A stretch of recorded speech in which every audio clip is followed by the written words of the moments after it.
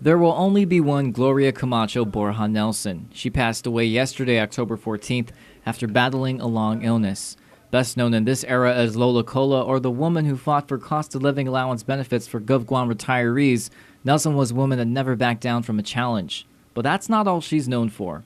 I remember Gloria Nelson as a wonderful lady who really cared about people, who loved Guam's children, who loved our island, and who went out of her way to make a difference on Guam.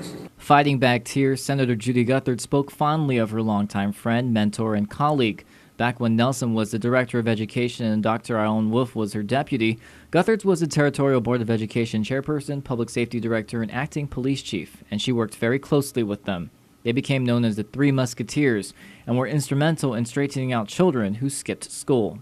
Mrs. Nelson's instructions to me as DPS director and acting chief was, whenever you see a child playing hooky from school, you pick them up and you bring them to my office and I'll take them from there. You don't have to bring them to DYA. You bring them to my office at DOE and I will take care of it. And that's what we did in the police department. We picked up children that were playing hooky and we drove them over to Mrs. Nelson, and they would be in Mrs. Nelson's office and Mrs. Nelson would feed them and she would counsel them and she would hand carry them back to the classroom. Guthert adds Nelson started a successful program called an Opportunity Classroom to help straighten out students who played hooky. Speaker Judy Wampat also says Lolo Nelson pushed for school aides to become teachers under a special program. And for the speaker personally, Nelson pushed for her to implement the true middle school concept and to also become a principal. What she did then is that she called me one afternoon at the end of the school year, and she said, "You're going to JFK. You're going to be the school principal there for the summer school." And I said, "But Mrs. Nelson, you ready? I saw your letter and you had assigned somebody." And I said, "No, you're now the principal." And I tried to get out of it, but she wouldn't hear of it. So she would really, if she sees a potential in an individual, she'll push you. Wampat also remembers her as a hands-on leader who saw great potential in how much students can gain through an education. She was always concerned that the children were treated equally and had enough to eat in the schools. She was strict, I'll tell you that. She was stern, she was firm, but in her own way she was very compassionate. And because of that, that's how I developed also my own personal philosophy of life. That as an educator, to be firm, to be consistent, and to be fair.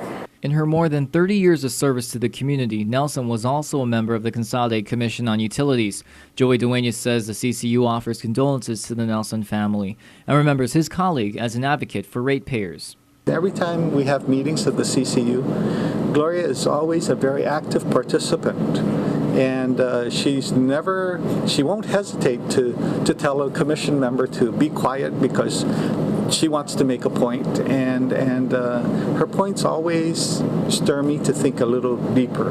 She's been an advocate really for the ratepayers more than anything else, and an advocate also for the employees of GPA and GWA. So she's always fighting for them to receive not just compensation, but also to receive training. She's a big proponent of training. Senator Ben Pangilinan is another close personal friend of Nelson. He says the best word to describe her is fierce. She had a fierce loyalty to the people around her. She had a fierce loyalty to the school children of Guam. And she had a fierce loyalty to this community of Guam. And everything she did, you could see the passion, you could see the strength, you could see the energy. And it's sad. A very, very special person, especially somebody who's contributed so much, because it was always not about her. It was always about the other person. Adelup has declared a state of mourning and has ordered flags to fly at half-staff until Nelson's funeral. Meanwhile, Mass will be said for Nelson at 6 p.m. at the Hagåtña Cathedral, with rosaries to follow. Funeral arrangements are still pending as of news time. Nelson is survived by her husband, former Vice Speaker Ted Nelson, and their 4 children. She was 77 years old. Josh Tikenko, PNC News.